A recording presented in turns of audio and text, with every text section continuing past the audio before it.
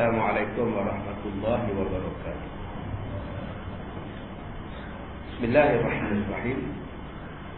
Alhamdulillahi rabbil alamin. Wa bihi nasta'in ala umuri dunya waddin.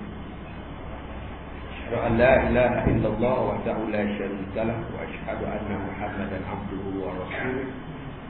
Allahumma salli ala Muhammad wa ala alihi wa ashabihi al-kiram. Kita mulakan istimah ilmu kita pada pagi ini dengan baca kitab Al-Fatihah. Bismillahirrahmanirrahim. Alhamdulillah. Iyyaka na'budu wa iyyaka nasta'in. Ihdinas siratal mustaqim. Siratal ladzina an'amta 'alaihim.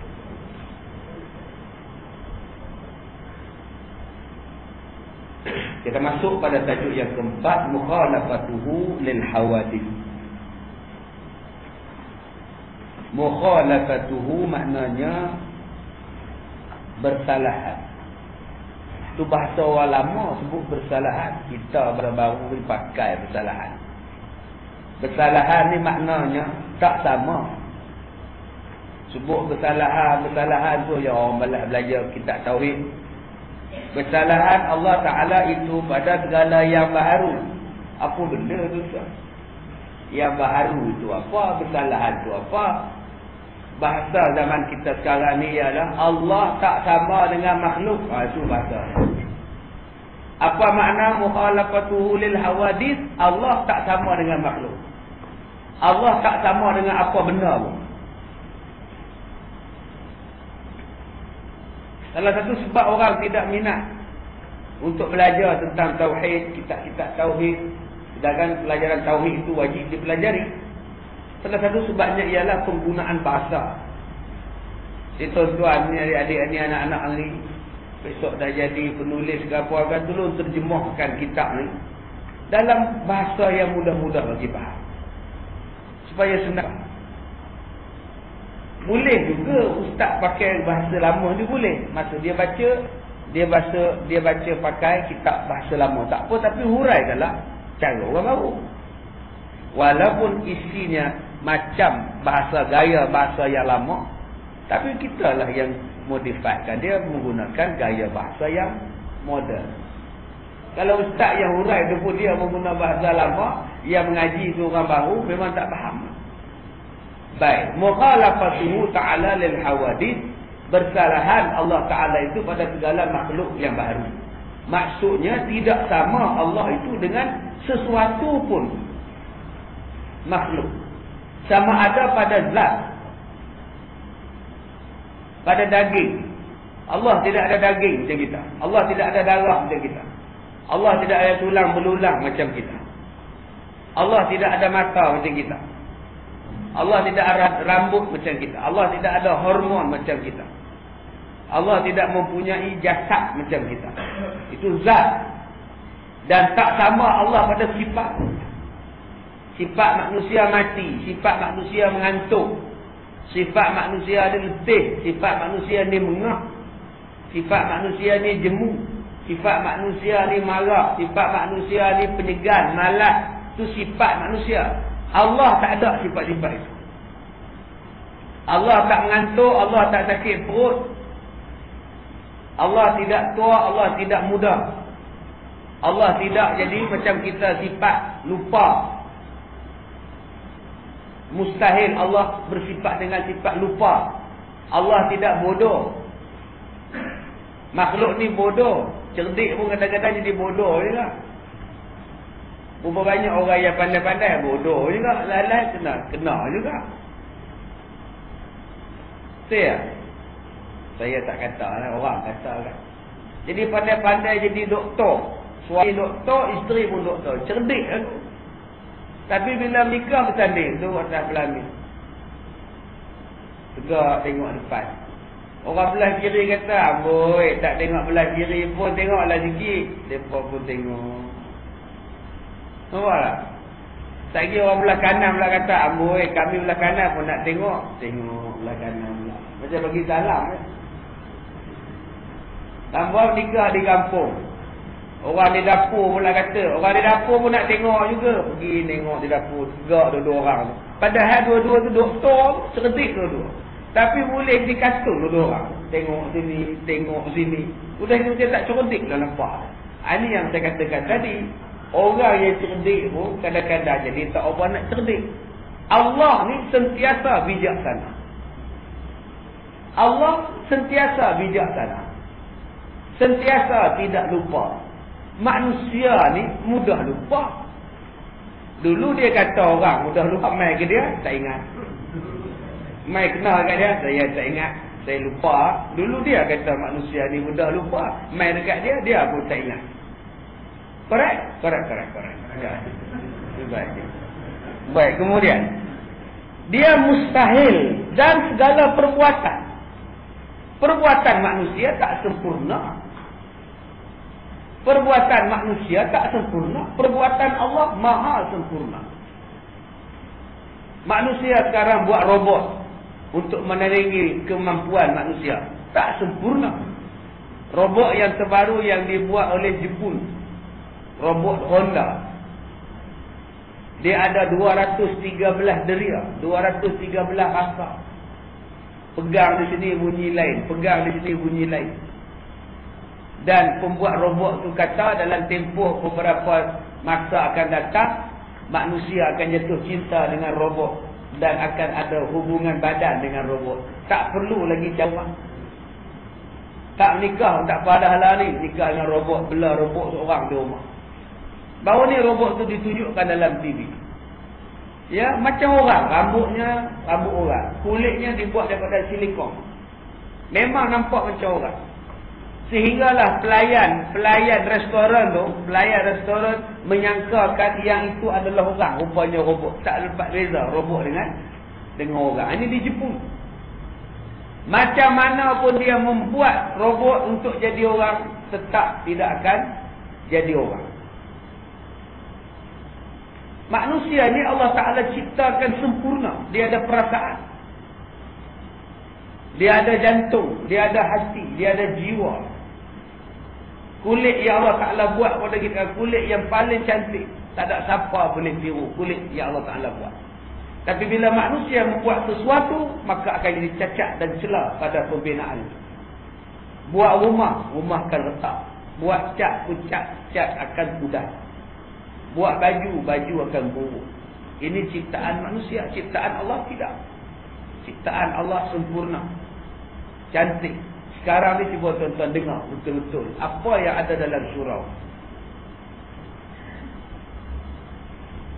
Dengarnya ialah bunyi aircon mengeluarkan udara yang sejuk, nyaman. Manusia buat aircon, bunyi aircon. Kalau aircon tak bunyi, itu tanda dia rosak. Tak bunyi apa, senyap je, maknanya rosak.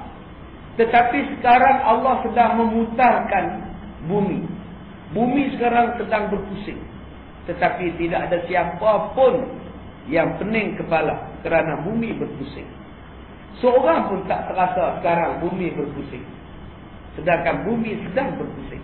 Ada yang pening, ada yang terasa. Tidak. Begitulah halusnya ciptaan Allah. Besar sangat kita cerita pasal bumi. Susah ceritalah pasal bumi. Besar sangat. Tuan-tuan bangkit sembahyang subuh, kemudian pergi ke kedai beli nasi lemak 2 bungkus. Pukul 8 pagi tadi tuan-tuan makan sebungkus, isteri sebungkus. Air 1 gelas. Teh kosong. Bila nasi lemak masuk dalam perut kita, sekarang perut sedang memusingkan nasi lemak itu. Sedang memproses dan diproses. Ada tak bunyi? Siapa yang sekarang bunyi perutnya sedang memproses nasi lemak dan capati bagi diri? Punya halus ciptaan Allah, sedang bergerak dalam perut tapi tak bunyi pun. Patut-patut bunyilah macam mesin basuh di rumah kita. Grung. Pasal dia sedang memproses. Tapi kenapa perut tuan-tuan tak bunyi? Sedar-sedar jadi darah, sedar-sedar jadi air kencing, sedar-sedar jadi najis. Halusnya cipta Tuhan. Inilah dia yang dipanggil sebagai mukhalafatuhu lil hawadith. Baik. Dan Allah mustahil menyerupai dan menyamai segala apa yang sudah disebut sebelum daripada pelajaran kita. Maknanya menafikan zat Allah sama dengan zat makhluk. Allah tidak ada darah daging macam kita. Allah tidak ada usus besar, usus kecil macam kita. Tak sama. Dan menafikan sifat Allah menyamai segala sifat yang baru. Sifat kita lupa, letih, jemu, penat, mengah. Allah tidak ada jemu, mengah, penat, lupa, mengantuk. Kita mengantuk. Dah tidur pun mengantuk lagi. Sifat manusia macam itu. Seorang menguap, tunggulah. Belah dia insya-Allah menguap. Tak percaya juga tuan-tuan menguap ke? Orang sebelah tu tempiah. Macam kita dah duduk dalam satu sah. Seorang sebelah tu menguap. Tunggu sebelah tu. Tak kira dia juga menguap. Sebab apa? Itulah sifat. Itulah dalil menunjukkan adanya ilmu bukau yang disebut dalam bahasa kita ainun sihrun, sihir mata. Sihir mata ni bila tengok orang jatuh dia. Bila tengok orang lupa dia. Bila dia tengok orang tu akan hilang ingatan. Inilah dalil kenapa adanya sihir mata. Macam mana boleh berlaku sihir mata? Cuba tuan-tuan soal. Kenapa seorang menguap dan seorang lagi juga akan menguap? Kenapa ada connect di situ? Kenapa ada shock di situ? Begitulah dengan sihir. Macam mana boleh berlaku? Adanya peredaran, perutusan udara, perutusan syaitan dan sebagainya. Baik, kemudian ini bererti zat Allah bukan jirim. Zat Allah bukan boleh disimpan, jirim ataupun jisim yang boleh dipegang, dibentukkan. Zat makhluk boleh dibentuk. Kita ada kayu, kita boleh bentukkan kayu. Kita ada batu, kita boleh bentuk batu sebab dia berjisim, dia berjirim. Tetapi Allah tidak sama macam sifat itu. Dan Allah bukan jauhar, bukannya satu benda yang boleh dipegang, dilihat, dibentukkan. Allah tidak berpihak. Tak tahu Allah ni duduk macam mana. Kita berpihak. Saya berpihak di hadapan tuan-tuan. Saya berpihak di atas kerusi. Tuan-tuan berpihak di bawah. Tuan-tuan berpihak di hadapan saya. Allah tidak begitu. Ada satu tok guru dia tunjuk terror pada anak murid dia. Dia tunjuk terror pada anak murid. Anak murid baru daftar nak mengaji. Masuk mengaji. Dia tanya anak murid dia. Sebelum bumi ada, sebelum langit ada, sebelum semua makhluk ada, Allah berada di mana? Tok guru tunjuk terror pada anak murid. Sebelum langit ada, sebelum bumi ada, sebelum bintang ada, Allah ada kat mana? Dia tanya ke anak murid dia. Anak murid dia jawab, sebab itulah saya nak main mengaji ni, nak tanya ke guru tu. Padahal dua-dua tak apa.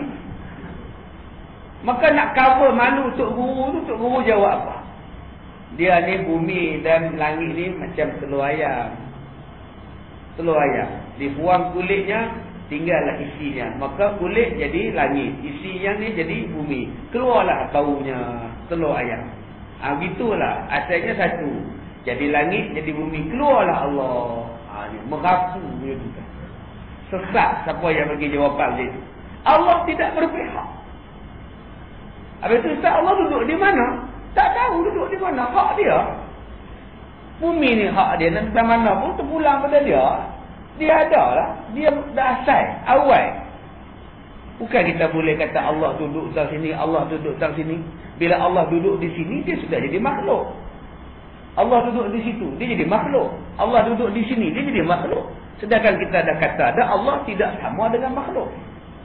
Baik. Allah tidak bertempat dan tidak bermasa. Tidak bersifat kecil dan tidak bersifat besar. Dan Allah tidak bersifat dengan segala sifat makhluk. Allah bukan daripada jenis Arab yang baru diciptakan. Bukan selepas bumi dan langit diciptakan Allah wujud. Tidak. Sebelum daripada itu lagi Allah sudah wujud. Dan Allah bukan berbangsa kepada seseorang. Allah bukan berbangsa Arab. Dia bukan berbangsa Arab. Habis itu kalau Allah bukan berbangsa Arab, Ustaz, kenapa Allah menurunkan ayat Al-Quran dalam bahasa Arab? Kenapa Allah boleh berbahasa Arab? Lah, bahasa Arab tu Allah buat. Allah yang ciptakan bahasa Arab. Allah nak guna bahasa apa? Bahasa api lah. Pagi tadi saya sebut di surah Al-4, Taurat dalam bahasa Ibrani, Zabur dalam bahasa Suryani, Al-Quran dalam bahasa Arab. Nabi 4 orang je Nabi Arab, yang lain semua Nabi bangsa lain. Nabi yang bangsa Arab, Nabi Muhammad, Nabi Ismail, Nabi Yunus yang berbahasa Arab. Nabi Adam berbahasa Arab dengan Allah dalam syurga. Nabi-Nabi lain bangsa Yahudi, Bani Israel, bahasa Suryani, bahasa Ibrani. Nabi Ibrahim bahasa Ibrani, dia bukan bahasa Arab. Yang Nabi daripada Arab 4 saja. Dan kenapa Al-Quran itu berbahasa Arab? Sebab Nabi-nya pun orang Arab. Takkan Nabi nak cakap bahasa Inggeris, berdakwah pada orang dalam bahasa Inggeris, nak berdakwah pada bahasa Arab. Memang tak sesuai. Kalau saya hari ini pun ceramah pada tuan-tuan bahasa Arab, tuan-tuan hangguk saja. Hangguk saja. Macam semalam kita tengok seminar multaqa orang-orang yang pernah belajar di Azhar. Syekh Tantawi cakap Arab. Tuan-tuan hangguk saja. Hangguk geleng. Faham ke abang? Fasih bahasa Arab dia. Memang fasih lah dia tu Arab. Apa nak heran dengan Tantawi cakap Arab? Dia orang Arab. Di negara Arab, budak 2 tahun fasih cakap Arab. Memang orang Arab. Memang fasih apa? Apa manfaat ucapan Tantawi pada tuan-tuan semalam? Tak ada manfaat. Sebab tuan-tuan tak erti bahasa Arab. Sebab itulah manusia yang baik ialah orang yang boleh bercakap dalam bahasa orang. Kalau dia boleh bercakap, maka kita senang faham. Maka dakwah yang paling baik ialah berdakwah dalam bahasa yang orang faham. Yang mana Pak Syekh Tantawi semalam faham. Dia hangguklah kepala tentang jasa Al-Azhar, tentang kurikulum Al-Azhar dia sebut semalam, peranan lepasan Al-Azhar, syarat-syarat untuk jadi Al-Azhar. Kita dengar ucapan dia semalam, syarat-syarat yang dikatakan orang Azhar. Dia kata kalau boleh semua orang yang lulusan Azhar mesti menghafaz Quran. Awal-awal sekali dia kata Azhar hafaz Quran, tapi tak boleh nak buat. Jadi orang yang faham, fahamlah. Orang yang tak faham, angguk saja. Tak pun dia tidak tenang. Boleh juga tak faham. Sebab tu dalam ceramah sebaik-baiknya gunalah bahasa yang berfaedah untuk kita. Sebab itu Nabi Muhammad bercakap Arab dan Al-Quran berbahasa Arab kerana Nabi mula-mula diutuskan kepada kaum Arab terlebih dahulu. Baik, kemudian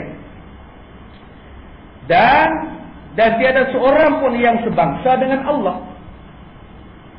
Tiada siapa yang boleh dakwah dia anak Allah, atau isteri Allah, atau pak Allah, anak Allah, ibu Allah. Tidak ada siapa boleh dakwah.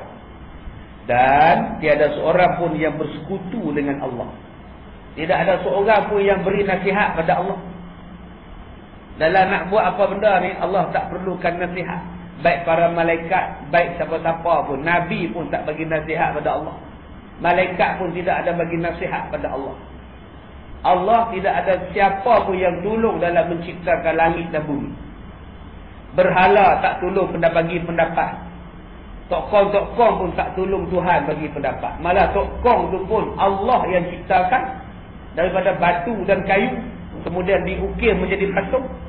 Kenapa perlu disembah patung dan tokong untuk jadi Tuhan, sedangkan tokong dan patung ni tidak pernah tolong Allah menciptakan bumi? Nak menciptakan sehelai daun pun tokong tak mampu buat. Itu maksud tiada bersekutu. Allah tiada bersekutu dengan sesiapa pun dalam penciptaan segala makhluk. Dan Allah tidak mengambil faedah daripada segala perbuatannya. Tidak ada keberuntungan pada Allah, sama ada kita sembahyang ataupun tidak. Semalam tuan-tuan datang, pagi ni pun tuan-tuan datang. Adakah Allah naik ke hang? Adakah bursa saham Allah sekarang melonjak? Tak ada. Allah tetap Allah. Seluruh rakyat Malaysia semayang, Allah tetap Allah. Seluruh rakyat Malaysia tak semayang, tak rugi pun. Tak rugi pun Allah. Tak semayang dan ibadat bergantung pada kita. Semayang untung kita. Tak semayang rugi kita. Allah tidak ada untung. Allah tidak ada keberuntungan mengambil faedah daripada kita. Baik. Begitu juga dalam segala perbuatannya, semuanya untuk kita. Apa yang Allah anugerahkan pada kita adalah untuk kita. Semalam kau tengok Al-Kuliah. Petang semalam. Yang mana bencin tengoklah. Yang mana tak bencin duduk dalam kereta nak tengok apa. Yang mana dah bencin, kalau dia rajin dia tengok. Tajuk semalam, kasih sejarah dua jari. Iaitu kelebihan memelihara anak-anak yatim. Jadi ustaz malam kata anak yatim ni kasih sayang tak ada, walaupun duit banyak, kadang-kadang tu anak yatim makan sedap pada kita lagi.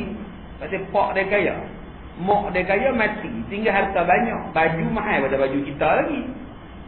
Tapi satu ya, anak-anak yatim kurang kasih sayang. Bila kasih sayang kurang, sebab tu anak yatim kadang-kadang jadi perangai tak elok. Jadi belagak, jadi sombong, jadi nakal, jadi degil, jadi buas. Pasal tak ada orang nasihat, tak ada orang beri kasih sayang. Dengan kasih sayang jadi lembut. Sebab tu kita yang tak jadi yatim, kita ni yang tolong yatim walaupun dia miskin. Tuan-tuan, saya kalau pergi ke rumah anak-anak yatim, kalau saya pergi ceramah, baru ni saya bawa beras berapa ratus kilogram, naik kereta saya pergi hantar beras rumah anak yatim. Menyongit-nyongit kereta. Besok pagi terus tukar air soba tu. Air soba ustaz dah, otak lah. Toki Cina kata, ya, you punya ustaz kan, saudara ustaz lah punya air soba. Saya sampai-sampai pengurus dia sambung. Apa hal ustaz? Nak ambil beras, nak hantar beras. Muka-muka bonek, alhamdulillah. Tak ada sebut benda lain dah, alhamdulillah. Syukur pada dapat beras. Saya kata macam mana keadaan? Allah ustaz, saya bilang ustaz tak, beras kami dah habis lah. Kan banyak bagi hari tu. 200 kilo ustaz banjir. Dah habis beras tak. Oh, saya kata banjir. Tempat ni kena banjir, kenapa tak khabar? Saja segan nak beritahu ustaz, tapi habis lah. Musim meja habis banjir. Sekolah, rumah tepi sungai. Naik air habis lah. Saya kalau pergi ceramah di rumah anak-anak yatim, saya tak suka nak tarik hati budak-budak anak-anak yatim ni. Sabarlah, kasih sayang Allah pada kita. Kita berindukan belayan mak bapak. Saya tak suka macam tu. Walaupun ada mak anak-anak yatim yang bila ditanya, apakah keinginan kamu? Keinginan saya ialah nak rasa macam mana ayah bagi duit pergi sekolah. Nak rasa ayah bagi duit tak atas tapak tangan nak pergi sekolah. Yang tu saya nak rasa, saya tak nak rasa. Saya tak suka sebut-sebut ni, melemahkan semangat anak yatim. Saya sebut pada anak-anak yatim ni, kamu semua ni untung pasal tak ada ayah. Dia tinggang dia pun. Kamu semua ni untung tak ada ayah. Ayah tak ada, mak mati, untung. Dia menangis boleh apa? Saya marah pasal kumpulan nasyid sebelum saya ceramah tu, kumpulan nasyid anak yatim. Kami insan yang lemah, hidup tidak mengenal ayah. Menyampah. Jadi lemah. Ya, saya kata ada lemah kat saya apa? Tak ada ayah lah untung. Cengang budak. Kamu tidak ada dosa dengan ayah. Kalau ada ayah belum tentu lagi kamu jadi anak taat. Tak jadi melawan. Kita baca dalam paper hari ni, mak dia bunuh, pak dia cederakan. Tak jadi macam tu pak. Dengan sebab tidak ada ayah, dengan sebab tidak ada ibu, dosa dahaka confirm tak ada. Kamu tak syukur kata tak ada dosa. Lantak tak ada ayah pun. Nabi Muhammad pun tak ada ayah. Ada Nabi Muhammad umur. Nabi tak umur. Nabi jadi jiwa besar. Daripada anak yatim boleh jadi pemimpin. Nabi buktikan. Daripada tidak kena ibu, tidak kena ayah. Tapi Nabi jadi orang yang semangat wajar. Yang inilah yang kita nak. Tukar lagu ni. Tukar lagu lain. Walaupun kami tidak ada ayah, tapi kami hidup senang. Kami tak ada dosa, dahaka. Hampa ada ayah, banyak dosa. Sudah tuan-tuan. Yang mana benda kerja mereka pula takut pula. Betul lah tu. Adik kita kena faham. Apa yang Allah bagi itu ada sebab. Saya kata saya apa anak yatim macam kamu. Kamu ayah meninggal umur berapa? 8 tahun. Kenal ada ayah? Kenal. Ayah saya meninggal. Saya 8 bulan. Saya tak kenal. Tak pernah saya merindui nak cium tangan ayah. Saya tak nak sebut macam tu. Saya nak merasai macam mana ayah peluk kepala otak hang. Saya tak ada macam tu. Saya pun anak yatim juga 8 bulan. Pak saya mati aksiden. Saya tak ambil kisah pun. Malah saya bersyukur. Saya reda pula pada Allah. Sekurang-kurangnya Allah tidak soal saya di hari kiamat. Dahaka pak lawan bapak. Tak bagi nafkah pada bapak, sakitkan hati bapak, sekurang-kurangnya saya tak buat benda-benda itu. Selamat saya. Ini tidak. Bila sebut anak yatim sedih. Nyanyi ramai-ramai pula. Tolong kami. Sebab ada Haji Abdul Wahab, ada Wahid. Tu pun dia tipu atas pak-pak tua lah. Ayah nak marah tak? Ayah, ambillah segala harta. Dia lelong habis barang-barang antik sepak segaraga tu. Kan sidik segaraga tu. Baik. Dalil mukhalafatuhu lil hawadith sebagaimana firman Allah dalam surah Asy-Syura ayat 11. Laisa kamitslihi syai'un. Tidak ada sesuatu pun yang serupa dengan Allah Ta'ala. Baik. Maksudnya tengok bahasa Allah senang tak faham. Laisa tidak ada. Kamitslihi serupa syai'un sesuatu pun. Tidak ada serupa sesuatu pun dengan Allah. Bahasa Quran senang je. Main bahasa kita jadi payah. Kesalahan Allah Ta'ala itu dengan segala yang baharu pada zatnya, pada sifatnya, pada perbuatannya dan pada segala bendanya. Jadi faham. Jadi susah faham. Kalaulah kita ikut Quran, subhanallah. Laisa kamitslihi syai', tidak ada sama sesuatu pun dengan Allah Taala. Cuba kita gunakan bahasa Quran tuan-tuan. Kaedah Allah menyampaikan sesuatu dengan cara yang begitu berkesan, dengan cara yang begitu santai, dengan cara yang begitu sedap didengar. Tak merumitkan kita. Baik, kemudian maksudnya tidak ada sesuatu pun daripada segala zat yang baharu ini serupa dengan zat Allah. Dan tidak ada sesuatu pun daripada segala sifat yang baru ini serupa dengan sifat Allah. Dia hurai jadi panjang pada ayat Quran lagi. Hak kita faham ayat Quran ni senang tak? Laisa kamitslihi syai'. Allah tak sama dengan sesuatu. Mai dia hurai pula tuan-tuan. Lagi pening kepala kita pula. Bukan saya marah pada pengarang kitab ni. Kita tak marah dia sebab dia orang lama. Bahasa lama. Sebab tu saya katakan tadi. Perlu dah penulis-penulis kitab yang baru dan sebagainya, tolonglah ejah bahasa, penggunaan bahasa yang lebih dimudah fahami oleh orang zaman sekarang. Ya, penulis lirik pun sekarang tempah lah. Tak boleh dah guna bahasa yang pening-pening kepala. Dulu bahasa puitis yang digunakan tulis lirik lagu. Sekarang mana ada lah tuan-tuan. Kau bagai ibarat santan lah, kau ibarat bunga lah, mana ada lah. Sekarang semua direct lah. Aku cinta padamu, kau cinta padaku. Senang faham. Kalau dulu kan kau ibarat laksana bulan tinggi di atas kayangan. Orang pening tuan. Jadi kalau lirik pun ditukar mengikut kepahaman kita, kenapa kitab yang lebih penting daripada lirik lagu tidak ditulis dalam bahasa yang lebih mudah masyarakat kita faham? Baik, kemudian oleh sebab itulah bersalahan Allah Ta'ala dengan segala yang baharu. Baik, yang kelima, qiyamuhu ta'ala binafsi.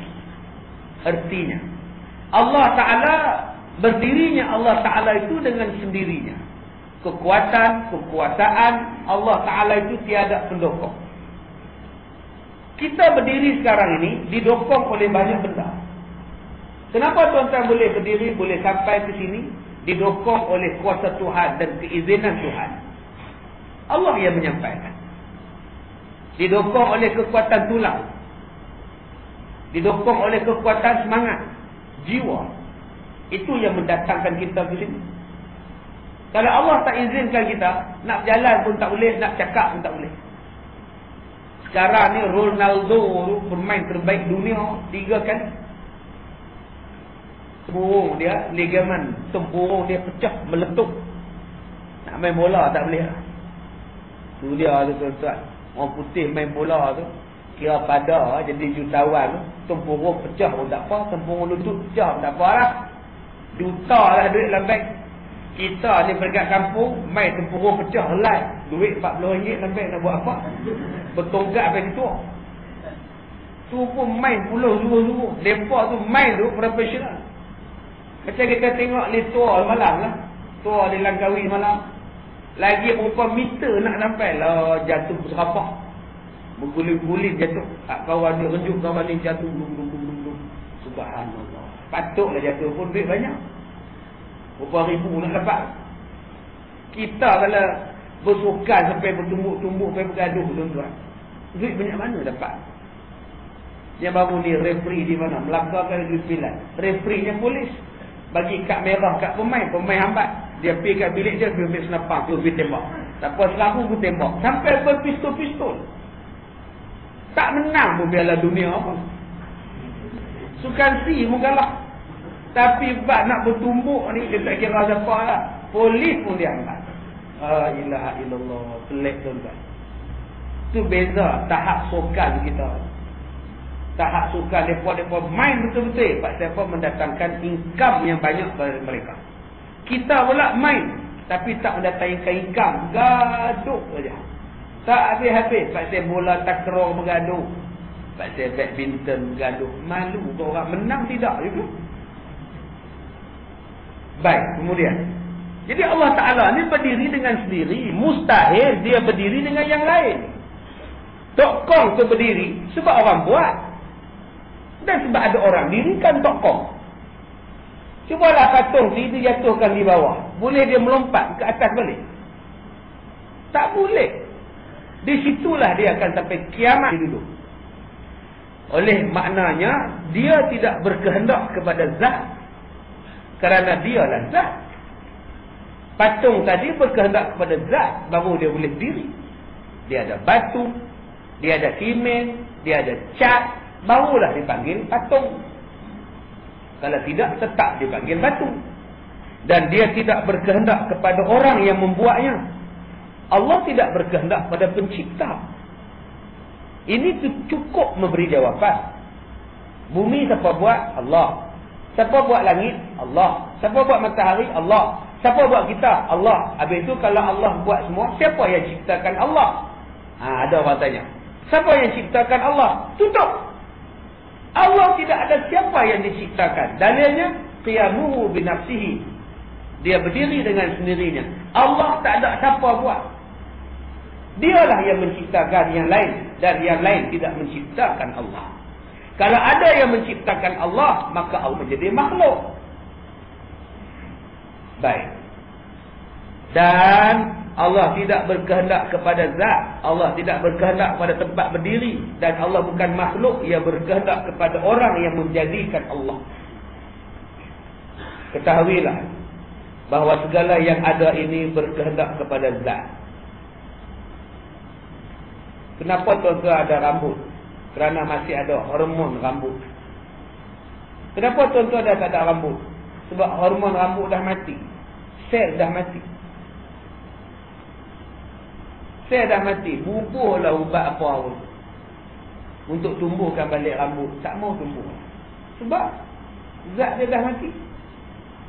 Tak ada. Mata jadi buta. Kenapa tak boleh celik dah? Dah putih Ustaz, dia kena radang mata lah. Memang putih dah, wayar patah. Tak boleh gambung tak? Tak boleh Ustaz, kena radang, kanser semua ada lah. Pasal apa tak nampak? Pasal mata rosak. Itulah lemahnya manusia. Kenapa tangan tak boleh angkat? Lumpuh Ustaz. Kenapa lumpuh? Kena angin ahmad. Oh gitu. Tak boleh lega lah. Tak tahu lah Ustaz, Allah izin lega. Kalau Allah tak izin, macam inilah gaya. Itulah dia yang dikatakan makhluk. Segala benda berhajat kepada Allah, tetapi Allah tidak berhajat kepada kita. Ketahuilah, segala yang bermawujud itu berkehendak kepada zat dan kepada orang yang menjadikannya, ataupun yang tidak berkehendak, yang mana dapat dibahagikan kepada 4 bahagian. Qiyamuhu ta'ala binafsi terbagi kepada 4. Yang pertama, yang mawujud. Yang pertama, yang mawujud. Satu saja. Siapa? Allah. Allah tidak berkehendak kepada yang menjadikan, dan Allah tidak berkehendak kepada yang dijadikan Allah. Allah tidak memerlukan yang menciptakan Allah. Allah tak perlu. Dan Allah juga tidak perlukan yang dia cipta. Allah tak perlukan air, Allah tak perlukan nasi, Allah tak perlukan mi rebus kaita. Ya? Allah tak perlukan benda-benda itu. Allah buat bumi, Allah tak perlu duduk di bumi. Allah buat langit, Allah tak perlukan langit. Itulah mawujud. Allah tak perlukan orang buat dia, dan Allah tak perlukan benda yang dah Allah buat. Allah tak perlukan air untuk mandi, Allah tak perlukan nasi untuk kenyang, Allah tidak perlukan baju untuk dipakai, Allah tidak perlukan rumah untuk tidur. Tidak. Ini dipanggil mawujud. Allah ada sifat. Sifat yang kedua, berkehendak kepada keduanya. Siapa? Makhluk. Kita. Kita berkehendak kepada yang menciptakan kita. Kita berkehendak pada Allah. Kalau tak ada Allah, tak ada lah kita. Dan kita juga berkehendak kepada yang kita cipta. Ni gelas. Tak ada gelas nak minum air lagu mana. Tak ada botol nak simpan air macam mana. Tak ada kipas, panaslah kita. Tak ada baju, payahlah kita. Tak ada kereta, sungguh susah hidup kita. Tak ada beras, matilah kita. Tak ada udara, 2 saat mati. Itulah makhluk. Perlu pada Allah dan perlu kepada sesama makhluk. Tuan-tuan tak boleh dakwa hidup seorang-seorang. Saya Ustaz, saya tak campur dengan orang surau Ustaz. Saya saya saja. Sakit demam semua saya. Saya tak campur, saya tak perlukan orang. Ya, tak perlu orang. Kalau sakit besar macam mana? Entahlah, takat ni tak ada sakit. Kalau mati nanti, biarlah. Kalau dia orang tak tanam pun, dia orang juga busuk. Baik je cakap dia. Buat tuan-tuan, buat je kena datang perompak. Saya tengok pagar-pagar rumah tuan-tuan ni pun saya takut. Pagar mahal pada rumah ni. Perompak datang, kita pun tak tahu. Tempat saya tu, pintu pagar macam tuan-tuan, jenis automatik, tekan daripada kereta, buka gerak-gerak. Dia pun masuk. Elok dia masuk, orang jahat masuk. Sekali je masuk tuan-tuan. Macam mana? Masuk sekali. Dia tutup pintu pagar, orang jahat pun duduk sekali. Masuk dalam rumah, merompak tak itu di kepala. Tidur, pembantu rumah tidur, isteri tidur, anak tidur. Di mana? Atas permainan ni. Digulungkan mereka tu dalam permainan ni. Duduk dia fikir ni. Maka perompak pun geledak satu rumah. Siapa tahu? Jiran-jiran tak tahu, kawan-kawan tak tahu. Sebab nampak masuk baik je. Jiran-jiran tengok, oh tetamu lah tu, dua-dua orang masuk elok je tuan. Tu nampak bahaya situ pula. Rumah tinggi pagar daripada orang macam tu pula. Rumah tak ada pagar pun susah juga. Ada pagar rupanya lagi susah. Ini dipanggil sebagai makhluk. Berkehendak pada Allah dan berkehendak kepada sesama makhluk. Yang ketiga, berdiri kepada zat dan tidak berkehendak kepada yang menjadikannya. Ini dipanggil sifat Allah. Sifat Allah. Dia berkehendak kepada zat, tetapi tidak berkehendak kepada yang membuatnya. Tak perlu kita nak ajar Allah supaya jadi penyayang, supaya jadi pengasih. Memang Allah dah pengasih. Tak perlu dah. Setengah orang, dia marah. Doa dia lambat makbul. Doa siang malam ustaz tak ada makbul pun. Dia marah. Sekarang ni kamu minta pada Allah. Minta ke suruh? Tuan-tuan berdoa ni minta ke suruh? Minta Allah bagi ke suruh Allah bagi? Salah satu sebab doa tak makbul ialah kita menukar daripada minta kepada suruh. Sebab tu Allah tak makbulkan doa kita. Kita minta, ya Allah, dengan rahmat-Mu, ya Allah, perkenankanlah doaku ni, ya Allah. Itu minta.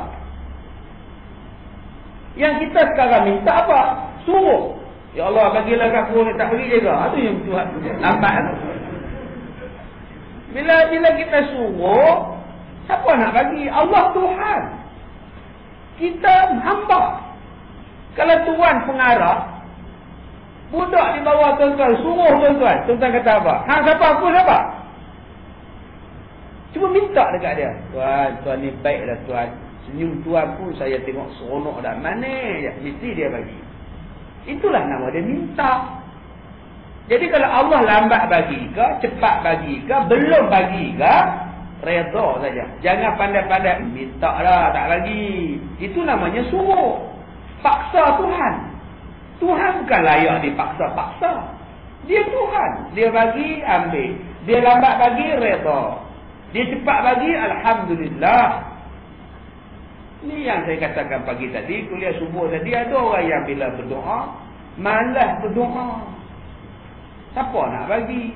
Habis-habis semayang maghrib, ya Allah, ya Tuhan. Macam selalu lah, ya Allah. Siapa nak bagi kan?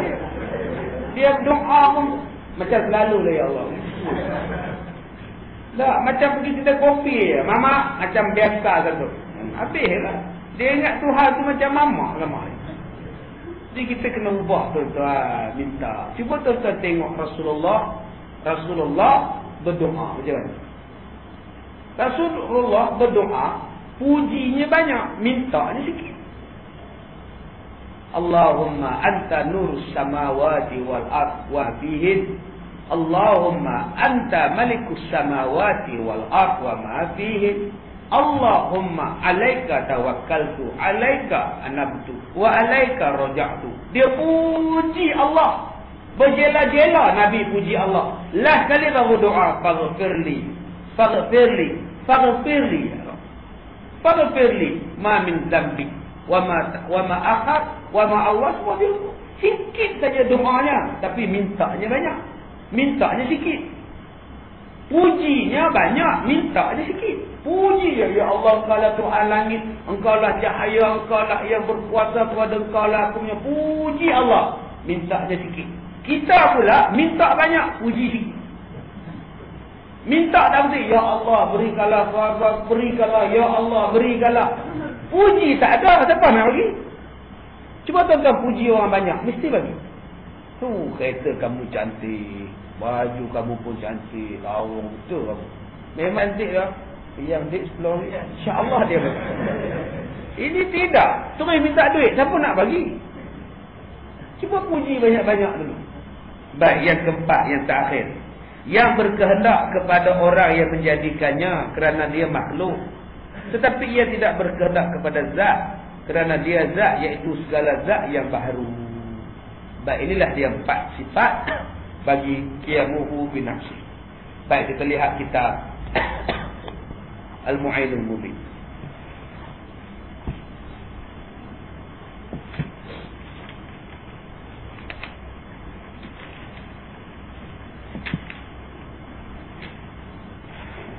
Baik, kita sampai muka surat berapa? Al-Mu'ainul Mubin.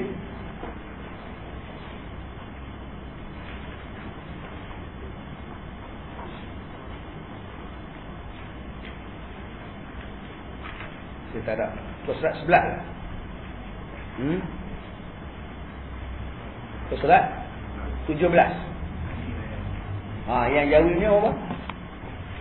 Yang Jawi. 11.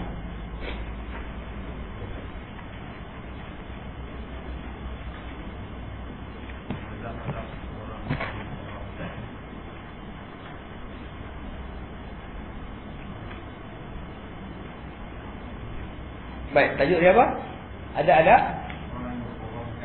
Ada yang berqada. Yang kelima ya, bukan surat yang ke-11.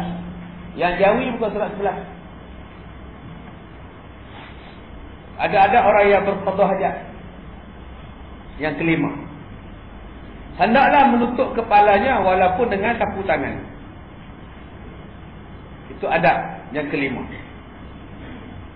Kalau macam masuk tandas tu Ustaz, nak pakai tutup kepala lagi tu Ustaz. Pasal tandas tu dah ada siling, dah ada bumbung Ustaz. Tak payah, tak apa dah kalau dah masuk dalam tandas. Okey lah tu. Kira siling tu duduk. Yang di sini ni, ya, yang di sini ni bawa masuk kalau tempat lapar duduk. Dalam tanda tu tuan-tuan nak menghadap ke mana pun tak apa. Dengan syarat besar dan lebarnya tak lebih daripada 4 hasta. Macam tanda kita tu kecil lah tu. Yang tu menghadap ke mana pun tak apa. Dalam mazhab Syafi'i, menghadap ke kiblat pun tak apa, menghadap ke belakang kiblat pun tak apa, menghadap ke sana pun tak apa, menghadap ke sana pun tak apa. Sebab biliknya kecil. Kalau biliknya besar, boleh tidur baring dalam dia, maka jangan menghadap kiblat atau membelakangkan kiblat. Macam tanda kita tu menghadaplah ke mana pun. Ada yang bergaduh kerana masalah tanda menghadap kiblat. Bergaduh-gaduh. Siap. Bila saya pergi ceramah, dia tanya, Ustaz, macam mana tanda kami Ustaz? Kenapa? Menghadap kiblat haram. Saya kata, masalah apa? Kecil tak apa. Benda ni kecil, menghadap ke mana pun tak apa, berduduk pula, berpintu, tak apa. Kami tiada nak buka lain, pusat punggah lain, buat baru. Saya membazir. Biarlah. Bila saya kata, menghadaplah ke mana pun kalau tandas tu kecil, tak apa, tak salah dalam mazhab kita. Orang ni pula kata, aku dah kata lah, aku tak percaya. Depan saya bertengkar pula. Pumpang buka. Ustaz ada kata tak boleh. Ni ustaz kata boleh. Saya kata macam inilah, tak payahlah dibuang tandas tu, dipecahkan tak payah. Sekarang ni tandas tu menghadap kiblat. Orang jangan menghadap. Faham tak? Biarlah mangkuk tandas tu menghadap kiblat. Orang yang duduk semenung dalam dia tu jangan menghadap. Orang tu lah ejaz ni yang duduk lah situ, apa salahnya? Dia bukan masalah tandas tu yang jadi peraturan. Yang jadi peraturan ialah orang yang buang situ. Tuan faham maksud saya ni? Lantaklah tandas menghadap mana pun, yang pentingnya kita tidak menghadap ke arah kiblat. Kalau nak gaduh juga. Apa yang susahnya benda kecil-kecil? Itulah orang kita. Tak habis-habis orang kecil. Masalah kecil dia bincang. Sampai sanggup nak dipecahkan tandas 20,000. Kalau pecah 20,000 lagi dah 40. Biarlah lantaklah macam itu. Saya dah kata dah tadi, Imam Syafi'i kata boleh dengan syarat tak lebih daripada 4 hasta. Boleh tu tak 4 hasta tu besar macam tu 2,5 aja. 2 kaki je. Dia 4 kaki lebih. 4 kaki sini, 4 kaki ke depan tu tak sampai 4 kaki pun. Yang keduanya, lantaklah dia belah mana rangkuk menghadap. Yang pentingnya kita lah. Kalau tak puas hati juga, ejahlah. Apa susahnya? Dia kata, Ustaz, masalahnya satu tandas tu tandas duduk. Tandasnya ke sana takkan kami duduk sini. Apa salahnya duduk? Agak-agak takut terjerulis di dalam tu, ambil kayu lapik. Tak duduk. No. Subhanallah. Benda sikit sangat kita ni nak gaduh tu. Baik, jadi sunat dia menutup kepala. Taklah dia kerana idza dakhalal khala aftar rahusah. Dan Nabi bila masuk ke dalam jamban menutup ia akan kepalanya. Riwayat Al-Baihaqi. Kita ni benda Hak tak elok kita pun nama lawa-lawa. Ya. Hak nama baik-baik, hak elok-elok perbuatan kita pun nama hodoh-hodoh pula. Saya pergi stesen minyak, dia tak berbuat toilet lah. Tandas pun tidak, jamban lagi dah. Dia duduk, dia bermusuh bilik kemasan diri. Oh, kemas. Saya kata mana tandas popok ni? Dia caranya, tahu mana? Rupanya dia tak tulis toilet, dia tulis bilik kemasan diri. Oh, ni dia. Rupanya jamban. Nah, masuk cermin. Cermin dia bangun. Saya kata ada apa nampak aku ni. Saya masuk saya tengok kalau boleh. Tak nampak. Ya Allah. Cubalah buat jamban tutup tu. Yang jamban tu lah kita pun nama cantik-cantik. Padahal dia jamban. Pun nama tandas. Bilik kesemasan diri. Tambah kalau tandas dekat lebuh raya. Tu lagi susah hati. Ya. Orang kencing tu lah air dia masuk sebelah kita. Saya tak rapat ke bawah. Tu yang susah hati. Pintu pula tinggi. Orang boleh hendak ni. Ya Allah. Tak selesa langsung. Tengah-tengah kita duduk menong. Tukar cuci jamban. Masukkan dia menyemuk. Dia nak angkat kaki kita. Oi, dia pun hoi balik. Kita kata, oi, dia pun hoi balik. Oi, ya Allah. Tak selesa langsung. Baik, tuan-tuan buburlah nama apa pun. Bilik kemasan diri ke, bilik solek ke, bilik makeup ke. Dia tetap namanya jamban. Baik. Hendaklah jauh daripada manusia jika dipadak. Jika tengah-tengah laman ni jujurlah. Jangan nak jadi macam hilu. Aku suka dia nak kencing berak. Balik kereta pun jadi. Balik tembok pun jadi. Balik pokok pun jadi. Ataupun ada dinding daripada binaan-binaan. Dengan sekira-kira tiada mendengar orang yang di luar daripadanya. Ataupun suaranya, atau tercium baunya. Kalau dah tandas di lebuh raya, tandas moden sekarang ni, di bawah ada lubang, di pintu pun ada rongga, bau dah masuk, air kencing meleleh keluar. Kadang-kadang paip dia tu mercik masuk kita. Kadang-kadang dia punya tekanan pressure tu kuat. Dia buka-buka melambung-lambung getah. Yang tu selalu kat lebuh raya berlaku. Dia punya kuat tekanan air tu. Dia melompat-lompat getah tu. Masuk habis dalam bilik rumah orang belah. Jadi kalau ikut yang hukum syaraknya, biar tempat tu ada privacy. Ada tersembunyi. Bau pun orang tak boleh cium. Air orang pun tak boleh mercik masuk pada tempat orang lain. Ini sunat. Ya, pembinaan tandas yang sunat, yang ikut hukum. Yang seterusnya, hendaklah jangan bercakap-cakap melainkan kerana hajat. Ya, tuan-tuan pergi buang air kecil di dinding-dinding, janganlah cakap. Ya, dulu kita kencing, orang dulu kencing balik pokok kat dinding. Sekarang kat dinding juga, cuma dah ada mangkuk saja. Ya, ada mangkuk. Kadang-kadang menyembang sama tamu kat dinding. Ada 3 mangkuk. Menyembang. Macam mana? Pernah raya? Tak lah. Sambil ditarik zikang juga. Kan tak ada adab macam itu. Malu. Orang Islam dia takkan, tuan-tuan. Saya, seumur hidup saya baru sekali Pak Lebay, saya tengok kencing berdiri dekat dinding tandas di lebuh raya. Sekali saya jumpa semua itu. Dalam hati saya kata, ya Allah, tak pandang kepiah atas kepala. Bila masuk dalam bilik, kencing dalam bilik. Tak. Saya pun tengok dia tu, pakai kepiah, saya pun tak kata apa dia. Tengok-tengok anak murid saya. Nah. Malulah. Ya, tuan-tuan. Orang Pulau Pinang, malulah. Nak kata tak tahu lah. Bila sampai kuliah tempat dia, saya pun dah sebutlah benda tu.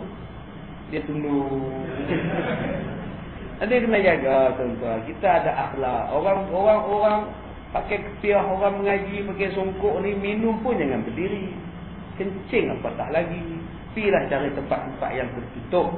Baik, Nabi berkata, jangan bercakap ketika buang qada hajat. La yakhrujur rajulani yadribani al-ghaid kashifaini an awratihima yatahaddatsani fa inna Allah yamqutu 'ala dzalika. Tiadalah keluar 2 orang laki-laki yang sedang datang buang air besar dengan membuka kedua-duanya akan aurat. Banyak orang di kampung-kampung tu bila pakai kain pelekat, dia suka pakai seluar jeruk. Seluar jeruk yang pendek, yang amran, bawa naik beca. Cerita penarik beca. Kan cerita amran, penarik beca. 1955. Kan pakai, orang tua suka pakai. Kadang dia bila nak pergi tandas, dia buang kain pelekat, dia tangkuk dekat paku. Dia keluar tu dengan pakai seluar pendek saya pergi ke jamban. Bila kita tanya macam apa buka kain, dia kata takut kena najis. Tangkuk dekat surau kain. Dia pakai seluar pendek, dia pergi masuk tandas. Dia kira takut najis, tapi dia takut aurat dia terbuka. Satu benda dia jaga, satu benda dia biar. Kain terjaga najis, dia jaga. Aurat dia tak jaga. Kan tak betul. Dalam nak jaga satu benda, terlepas satu benda. Banyak orang macam itu. Tak apalah juga kalau setakat nak jaga kain, mu nak jaga semayang. Pergi rombongan. Seorang makcik tak turun semayang. Duduk atas bas. Tak turun semayang kau, kata orang depan. Tak apalah, kain telekung tak bawa. Tak semayang ni. Hanya kerana kain telekung tak bawa. Kenapa tak bawa? Dah tahu nak semayang. Tak sangka nak semayang. Boleh sangka-sangka pula nak semayang. Jadi orang depan berkata, tak apalah akak, saya semayang dulu, nanti akak pakai telekung saya, ya? Apa jawab akak ni? Tak apalah, tak puas, pakai orang punya. Dia sanggup tak semayang, janji dia puas semayang. Dia sanggup tak semayang, janji dia puas. Nak jaga puas, akhirnya tak semayang. Sumpah, naik orang nombor 2. Orang nombor 2 kata, akak tak apa akak, dalam masjid banyak kan telekung akak. Lagi akak tak pakai, busuk, kata dia. Biarlah akak qada di rumah. Dalam konon-konon nak menjaga kepuasan mutu semayang, akhirnya langsung dia tak semayang. Baik, yang ke-6. Hendaklah jauh dia kata tadi, jangan bercakap. Dan bercakap kedua-duanya kerana sesungguhnya Allah murka atas kejadian itu. Nabi larang cakap. Dalam tanda cakap. Habis itu Ustaz, kalau cakap dengan handphone Ustaz, sama. Dalam handphone. Tengah duduk handphone bunyi. Kering-kering. Halo? Aku nak jambar ni. Kita boleh dengar. Kita ingat dia cakap dengan kita. Halo? Ya. Kita ingat dia cakap dengan kita. Rupanya dia cakap dengan handphone dia. Yang tu kita terkenal dah sekali. Kita ingat dia kenal kita. Halo? Ya. Halo? Kat mana? Sebelah. Sebelah apa? Rupanya dia cakap dengan handphone. Subhanallah. Jadi carilah tempat yang sesuai sikit untuk cakap tu. Baik, kemudian hendaklah jangan berqada hajat pada air yang tenang. Lombong-lombong, tasik-tasik, kolam-kolam. Bukannya bergerak kolam tu. Duk melilau je najis. Kena pusing ke sini. Jangan. Nak buang air yang mengalir. Dan pada air yang melaut banyak dengan sekira-kira tiada menjijikkan perasaan. Naha anil bauli fihi. Nabi menegah daripada berkencing pada air yang tenang. Riwayat termasuklah berak, bahkan lebih dijaga lagi berak. Macam kita dalam tandas kita tu air tenang tu. Dalam mangkuk tandas kita tu kira air tenang tu dia. Duk cokong je air tu. Sebab tu bila dah buang, tolonglah pam. Ini saja yang tidak mau pam, kita sebut dah malam-malam. Saja dia nak pedaji orang ni. Bila dia nak keluar tandas tu, dia tengok orang ada ke tidak. Tak ada orang dia keluar. Kalau ada, dia pam. Jahat orang macam ni, tuan-tuan. Senyembang dengan satu budak cuci tandas di Sungai Buloh. Dia kata, abang, selama abang kerja sini macam-macam jumpa abang orang tandas ni. Macam macam cik, oi. Tak larat lah. Jaga panggil orang, sikit hati pun ada. Ada satu Cina tu cik, dia berak, dia saja tak pam. Saya lama ada dia tu, dia ada lori. Hari tu dia main, dia tengok jamban dia, so tunggu je. Dia keluar jamban, dia cek jamban dia terus. Dia saja tak pam cik, tu abang buat apa? Saya ambil tape dia tu, balik kat dia. Memang dia jahat pula. Ni cik, saya gerak cik. Oh, Sungai Buloh punya orang tuan-tuan. Tu dekat Sati Tamuri Sungai Buloh. Ini kena tu. Tu encik tak kena buat abah, tak kena buat ajar lah. Tak. Tapi dia nak buat ngaji sama hai pun. Dia kata dia tak larat lah. Memang dia lo'im dah. Budak ni main berak je mesti tak jurit. Mesti tak faham. Tangan boleh basuh, lantak lah pegang najis pun. Tapi hati tu. Lepas tu Ustaz encik dia tak buat lah encik. Ni kita jaga. Tak. Lepas tu kita nak salam dengan dia. Buzati. Ya, saya cukup untuk hati tu kan. Tuan-tuan jaga-jagalah. Tangan kanan ni tangan untuk bersalam. Kan? Dia jaga-jaga. Saya ni berceramah ni merasa rata. Macam-macam orang tu jumpa. Dah tahu dah tangan tu nak salam orang. Yang duk korek hidung tengah kanan dia. Nah, terus hati tu dah duduk depan tu korek hidung. Tengah yang ni. Dekat dah habis jari anak ni. Dia masuk. Lagi salam aku. Ya. Lemah lah tuan-tuan. Lagi dia nak salam. Dalam hati tu dia rasa. Lagi dia nak salam aku. Ya. Tak sambung tak lagi. Dia terasa. Tu dia suka salam. Tapi saya fikirkan tak apa. Sebab ramai akan bersalam dengan saya kan. Jadi lepas saya salam dengan dia, cepat-cepat dia sapu kepala dia. Saya tuan-tuan kena jagalah. Khususnya tuan-tuan ni yang berniaga. Bila korek hidung, korek telinga ke apa ke, basuh tangan. Dikira tuan-tuan ni mudarris, peniaga yang jahat. Bila tuan-tuan pegang satu benda cemar, tuan-tuan tak basuh, kemudian tuan-tuan buat makanan pada orang. Tuan-tuan dipanggil jahat. Tak ada pelanggar duk menung korek telinga. Korek telinga datang orang. Amat, ni rebus satu. Ya. Tak basuh tangan. Yang itulah korek ini, yang itulah korek ini, garupan now. Kadang-kadang pergi putih jerawat kat cermin. Kadang-kadang pergi duk garu putih, keluar darah beleleh, pukuk-pukuk. Bamak saya tarik satu, siap. Tak basuh tangan. Subhanallah. Tuan boleh jaga ke budak? Kadang tarik bulu hidung, tarik. Biar boleh satu, siap. Sebab tu makanan yang lebih kita yakin, makanan ni kita buat sendiri. Isteri kita masak, suami kita masak, kita makan. Mesti bersihnya. Kita hanya nampak cantik di luar kedai. Lampunya liklak-liklak. Duk suluh lauk. Bersihlah pinggan berkilat-kilat. Cuba pergi ke dapur. Cuba pergi ke dapur. Sebelum ayam tu dimasak kari, ayam tu letak di mana? Di lantai. Nak masuk ke tandas, langkah ayam dulu. Baru masuk tandas. Keluar daripada tandas, langkah ayam dulu. Ayam duduk in between di situ. Air basuh najis pun keluar ayam, air kencing pun kena ayam. Ayam tu lah dipotong. Tak basuh, tak basuh. Dia goreng. Ayam goreng. Kita pun tarik. Wah, berperisa. Baik kita buat sendiri di rumah. Lebih kita yakin tuan-tuan.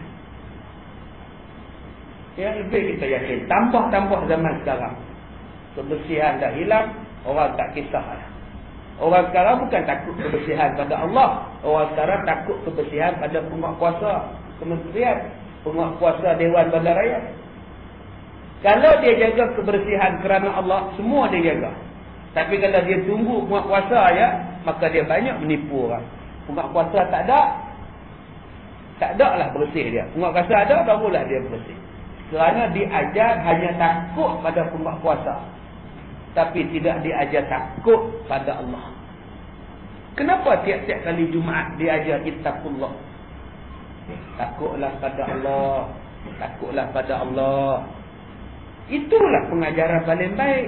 Buat kerja apa pun takut pada Allah. Nabi menyuruh takut pada Allah. Allah menyuruh takut pada Allah. Tapi kita tak disuruh. Kita hanya disuruh takut pada polis. Polis buat roh blok, baru tarik tali pinggang. Tak ada polis, buang balik tali pinggang. Aksiden. Dia aja hanya takut pada polis. Naik motor, pakai helmet. Pasal apa?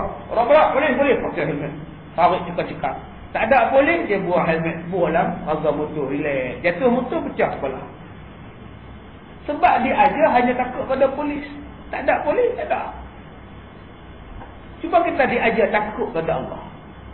Bila takut pada Allah, ittaqullah, di mana-mana pun kita akan jadi orang yang takut pada Allah. Baik, jangan berqada hajat, bukan. Jangan yang ke-9. Jangan apa tu? Tulisan tak jelas di sini. Padanya pa tu ya, pa. Tuluh-tuluh yang mana Jawi tulis-tuliskan. Jangan pada. Jangan pada air yang sedikit kerana menjijikkan perasaan. Jangan pada tempat angin yang bertiup mata angin supaya tidak dikembalikan kepadanya percikan najis dan tidak mendatangkan bau yang kotor. Ya, belaga angin mercik balik pada kain atau seluar. Jangan pada tempat yang keras, yang dinding-dinding, sebab dia akan mercik balik kepada kita, akhirnya jadi najis. Buanglah elok-elok. Banyak orang bila masuk tandas, kaki seluar tak diangkat. Ditala pula kencingnya pada dinding yang keras. Mercik balik, kena kaki seluar, dia bawa semayang. Bila nak sah semayang ni? Lipatlah. Sebab tu kadang-kadang baik kita pakai kain. Boleh selak kain. Seluar nak selak mana? Orang perempuan pakai seluar jin masuk tandas. Apa gadah tuan-tuan? Dah seluar jin ketat pula. Nak kencing macam mana? Laki boleh gagah lagi. Ni kena fikirkan dalam hak. Saya tengok orang perempuan tak pakai seluar ketat-ketat ni macam tak kencing.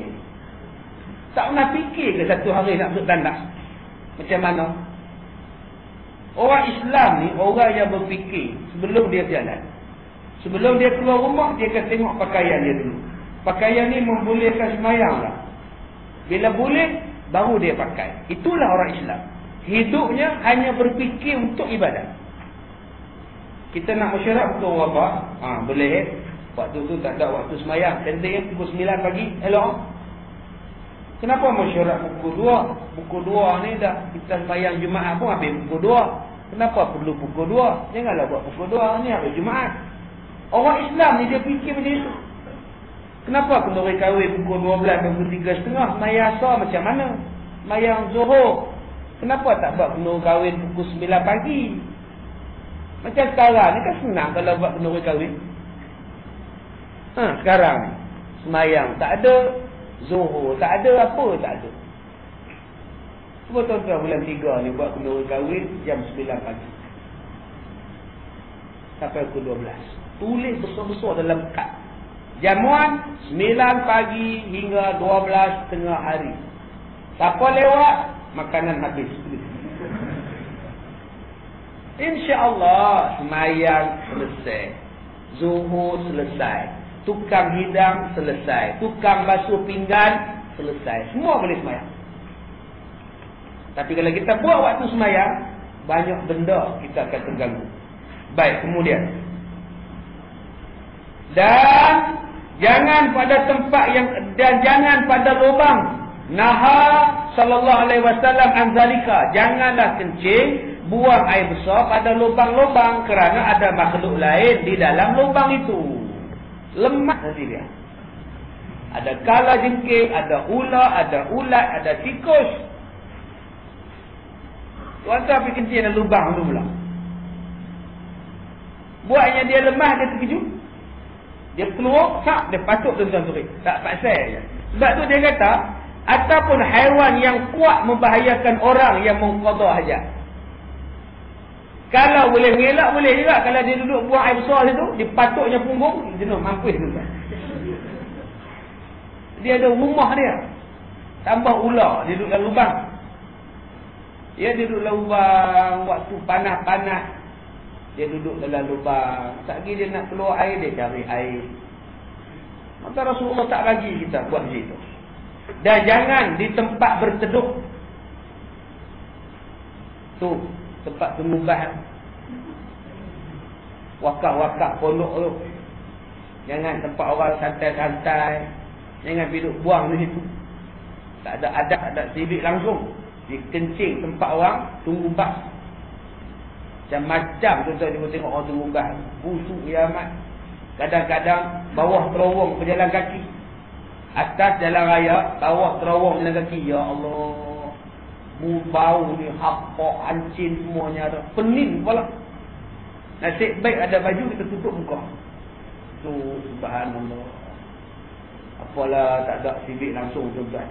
Kita patut makin maju, makin merdeka. Makinnya ada civic ni tidak. Makin kotor. Ditulis macam-macam bawah. Ditulis macam-macam tempat. Ataupun jalan ke air, mata air, ataupun di jalan. Sabda Nabi, ittaqul mala'inat salat al-birad fil mawarid wa qari'atit tariq waz-zulli. Kata Nabi, takut olehmu akan tempat-tempat laknat yang 3. Jaga-jagalah bila melalui 3 tempat ini. Yang pertama, buang air, berak di jalan air. Buang air di tengah jalan. Dan buang air di tempat berteduh. Siapa yang duk buang di 3 tempat ini, orang ini dilaknat oleh Allah. Dilaknat oleh para malaikat. Yang ke-14, hendaklah ia memutuskan kencingnya dengan seumpama berdehem-dehem. Baik laki-laki, baik perempuan. Ataupun dibuat-buatnya berjalan. Oh, kena melompat-lompat dan tanda Ustaz. Kalau dengar melompat tu boleh putus air kencing, melompatlah. Ya, melompat-lompat dia dalam tanda. Tak apa. Orang sebelah pun takut. Apa pula ni? Ya, lain macam ni. Kadang-kadang malu nak berdehem. Tambah orang perempuan, dia malu nak berdehem. Dia bila berdehem, orang sebelah kata, shh. Sedangkan Nabi suruh buat.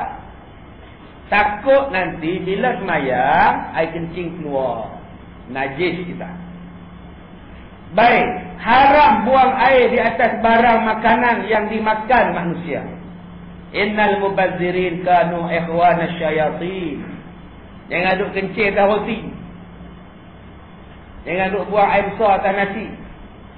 Dan juga haram atas sesuatu yang dihormati seperti nama Allah, atas tulisan yang ditulis nama Allah, atau di atas masjid. Dalam masjid dikencingnya. Tuan-tuan juga tengok tu, ada masjid haram. Haram tak haram saya tak? Nak turun di bawah malah dia pergi ke belakang, dia kencing di belakang. Tu Arab tu tuan-tuan. Kita ni dengar Arab bangga habis lah. Padahal teruk mereka pada kita.